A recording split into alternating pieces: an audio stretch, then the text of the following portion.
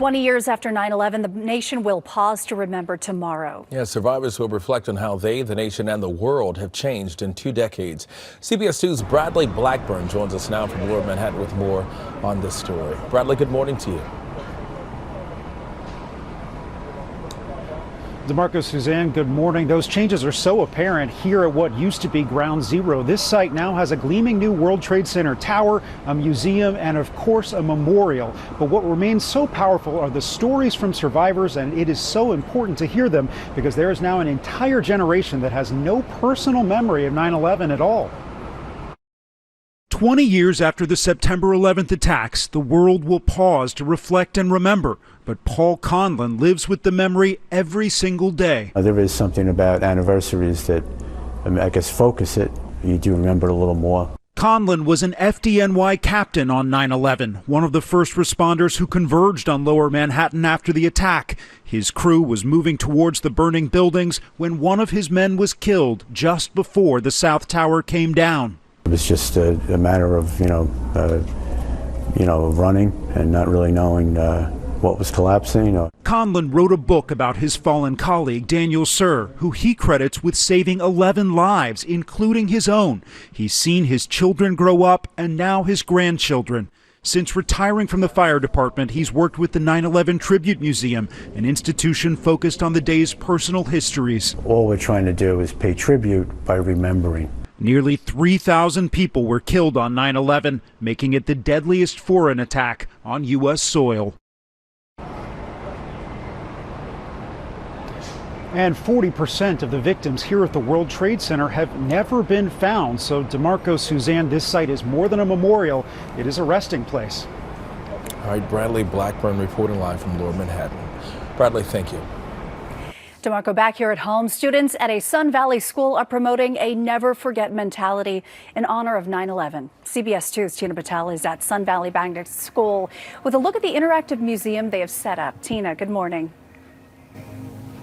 Good morning. These students are in a leadership class and they wanted to create an immersive experience. So probably the most striking thing is they've created a giant recreation of the Twin Towers. But maybe one of the more emotional things is what's behind the towers on the stage, a giant American flag with all the names of the people that died that day. Catherine is one of the students who worked on this, and you were just telling me that when you were actually writing the names, did it really kind of hit home at that moment what we lost on that day?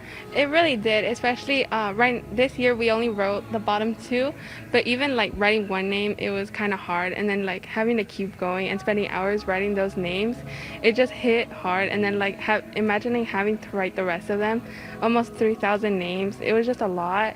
It was a lot of names, and it's just like we could have not had all those deaths if we we have bad people in the world, so it's like those bad people took away like thousands of innocent lives. Yeah. And because of that we have families and all that like still in pain because of that moment. So true. Destiny is another one of the students, and Destiny, let me come over here.